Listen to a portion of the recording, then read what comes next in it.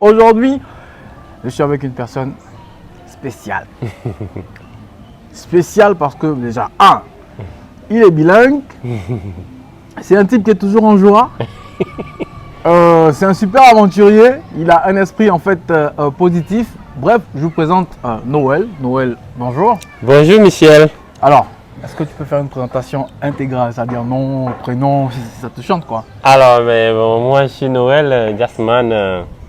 Je suis enseignant, un Togolais. Je suis venu ici à 26 ans. Alors, je suis toujours dans le domaine de la crèche que j'ai commencé depuis le Togo. Et au Gabon, jusqu'ici, je tiens toujours la craie. Et je le fais très bien, avec beaucoup plus d'enthousiasme et ça fait de référence. Et on continue à apprendre, comme les élèves. Très bien, super. Alors, Noël, oui. Ça fait quoi d'être... Bon, ce qui est clair que pour la petite histoire, moi, les gens suivent mes vidéos. Je pense que l'Afrique, ça appartient à tous les Africains. Une fois qu'on a la peau noire, le nez évasé, les cheveux crépus, on est africain. Donc, on peut vivre où on veut. Oui. Alors, Noël. Une éducation togolaise, tu as décidé un matin, bon paf, je me lève, je vais au Gabon, mais qu'est-ce que ça fait d'être un ressortissant en fait togolais qui s'installe en terre gabonaise? Raconte-nous un peu en bref. Oui, au fait, merci beaucoup. Ma vision pour le Gabon, au fait, quand j'avais 14 ans, j'étais tout nu, j'étais en culotte à la place publique au village. Et c'est la première fois que j'ai pensé à que deviendrai-je après mes études, quand je serai grand. Okay. Alors du coup, l'idée m'est venue, Dieu m'a parlé comme ça, j'ai reçu quelque chose de mon esprit que non, la réponse que quand tu seras grand, tu seras à Lomé et tu auras, au travers des connaissances, tu vas voyager. Mais où, je ne sais pas. Et quand le moment est venu, en 2011, dans une circonstance comme ça, inattendue, la chance m'est offerte de venir au Gabon. Un voyage que je n'ai pas préparé. Alors, je suis au Gabon et c'est très bien. Okay. Je sais que forcément, quitter d'un endroit à un autre, d'un pays à un autre, ça a des changements de culture, ça dit... Parle-nous un peu de quelques chocs culturels en fait, que tu as eu au Gabon quand tu es arrivé, par exemple. Bon, je bénis le Gabon. C'est un très bon pays. Les gens sont simples en ce sens que le Gabonais, bon, tu fais quelque chose qui ne l'embête pas, il ne te regarde pas. Bonjour, bonjour, et puis voilà. Donc, vous vivez votre vie comme cela vous plaît. Et, sauf que, bon, ils ne sont pas comme chez nous où, quand l'étranger est là, l'hospitalité n'est pas trop développée, mais bon, au fait, on se respecte et puis on fait avec. Oui. D'accord. Donc, en termes de gastronomie gabonaise, qu'est-ce qui t'a plu? Les plats gabonais, je sais qu'il y en a plusieurs. On a l'odika, on a les feuilles de manioc, on a...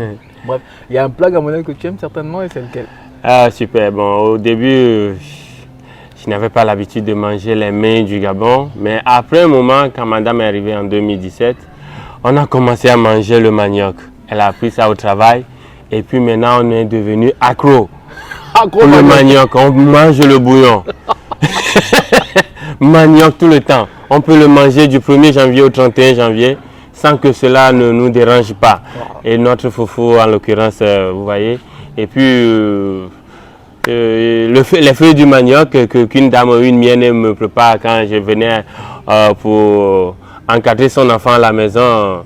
Et à Ozangue là-bas, qu'elle réussit très bien à préparer, très propre. Donc, j'aime aussi souvent manger les feuilles de manioc. Et puis, bon, disons que c'est un peu ça. Okay.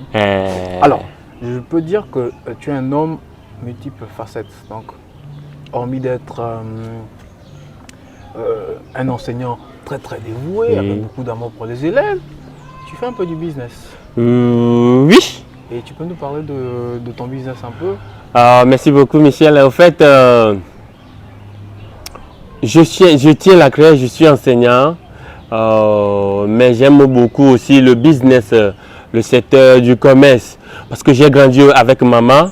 Maman, elle est commerçante et dans ses activités de commerce, je l'aidais beaucoup. Et elle aussi aime m'envoyer. Noël va me faire ceci, va vendre aux clients. Quand les clients viennent chez nous, je les reçois, je leur vends ça, tout ce qu'ils voulaient. Et aussi, des moments qu'ils ne viennent pas, je trouve que, et puis quand ils viennent et qu'il n'y a pas des articles qu'ils voulaient, ce n'est pas, je ne suis pas content. Donc, ça faisait que non seulement ils vont repartir avec l'argent, mais le client a confiance en vous, il s'est déplacé, il est venu et il n'a pas trouvé la marchandise. Et puis, c'est pas bien. Donc, c'était des reproches que je faisais à maman, pour que non, il ne faut pas, pourquoi ne pas prévoir des choses en avance. Et puis, j'ai grandi avec ça. Maintenant, arrivé à Libreville, j'ai continué à vendre. Et il fut un moment que mon contrat est fini avec Mini Pousse à l'école du centre en ville, à côté de BBS, BGFI Business School. Donc, en ce moment, j'étais à la maison. Ma maman mourait aussi pendant ce temps. En 2018, j'étais parti à Lomé pour l'ensevelir. Et en revenant, j'ai amené 2 bidons d'huile. Un bidon d'huile de coco et un bidon d'huile de l'huile rouge. L'huile de palme, comment? L'huile de palme. Alors, c'était pour madame. Elle a fait ça, elle a mis ça dans des petites bouteilles, elle est partie au travail. Et moi, je suis là à la maison. Après avoir mangé, je faisais Facebook et WhatsApp. Mais après un moment, je me suis dit que non, mais ça là, je peux le faire. Je peux aller vendre ça, je peux sortir avec ça, ça ne me dérange pas. Et puisque j'aime aussi rendre service, voilà. Donc, je me suis lancé, je suis parti me laver, je me suis habillé bien propre. J'ai mis la marchandise sur la tête. Ah oui? Oui, et j'ai fait le tour du quartier, j'ai vendu, je suis descendu à Iaï et les gens ont payé. En moins de 3 heures, j'ai vendu plus de 60 000. 60 000 francs? 60 000 francs. Et là, il tournait, j'ai quitté la maison vers 9 heures et autour de midi, j'ai fait cette recette. Et bon, je suis revenu à la maison manger le foufou, je me suis reposé un peu. Je me suis dit à 15 heures, je vais me lever pour y retourner pour voir les gens qui vont sortir du travail le soir. C'est comme ça a commencé. Le soir, je suis reparti. J'ai fini tous les 2 bidons et le total faisait 120 quelque chose 1000 que j'ai reçu cash. En un jour? En un jour. Donc, je me suis dit que non, mais avec toute cette bénédiction, l'argent là, si je ne suis pas sorti, donc tout cet argent va passer au-dessus de notre maison pendant que je suis là à la maison disant que je suis en chômage technique. Alors donc je me suis, ça m'a rappelé cet adage qui dit souvent que les gens ont des problèmes mais ils dorment avec la solution.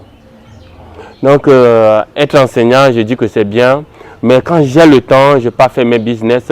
C'est un peu cette activité parallèle que je développe. Par moment aussi, je vends du pain. Pendant les vacances, quand j'étais encore chez les Blancs, en 2017, pendant les vacances de 2017, je vendais du pain. J'ai un Ghanéen, il a une fille, je pars lui faire les cours de soutien à la maison. Donc après un moment, je vois comment le business du pain, ça marche. Je suis parti pendant les vacances de 2017 pour récupérer des pains. Si tu prends pour 22 000, si tu vends tout, tu ramènes 14 000 francs au monsieur et toi tu prends 8 000. Voilà. Donc, oui. Alors, je suis parti, j'ai fait 2 tours dans la journée, ce qui fait 16 000 parce que j'ai tout vendu. Wow.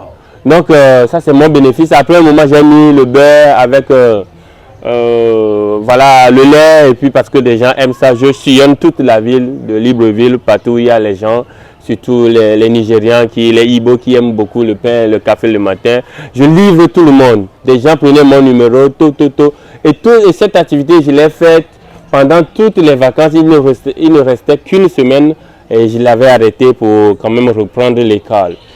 Je ne trouve pas que c'est une honte et surtout que je gagne de l'argent. 16 000 francs par jour, je dépasse un technicien en plomberie qui a 10 000 francs le jour ou 12 000 francs. Alors, mais je dois dire que lorsque j'ai reçu des coups au niveau des frères qui disent que non, mais bon, Noël, mais tu es enseignant. Et si un parent d'élève ou bien des parents d'élèves te rencontrent sur la route, que diras-tu? Vous ne trouvez pas que vous perdez votre honneur en étant enseignant, en vendant?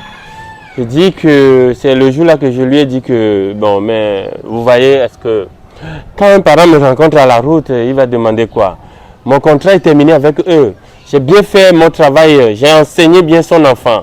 Alors, mais il va se dire quoi? Mais bon, ce qui est là-bas, c'est que vous voyez, l'économie qu'on fait durant les 9 mois qu'on nous paye, les vacances, on n'est pas payé. Je ne peux pas déposer ça et puis dépenser ça pendant les vacances et reprendre l'école après à zéro. Effectivement. Et que c'est forcément entreprendre, en fait, c'est un chemin bourré d'obstacles.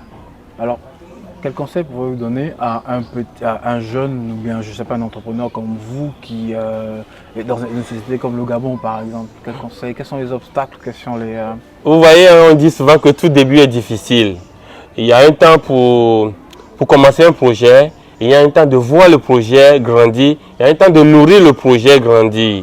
Pour tout début, il y a parfois la famille qui aussi est un handicap en ce sens qu'on t'a envoyé à l'école faire une formation en génie civil ou bien en tel domaine ou bien en médecine et tu reviens pour dire que je vais entreprendre, je vais vendre.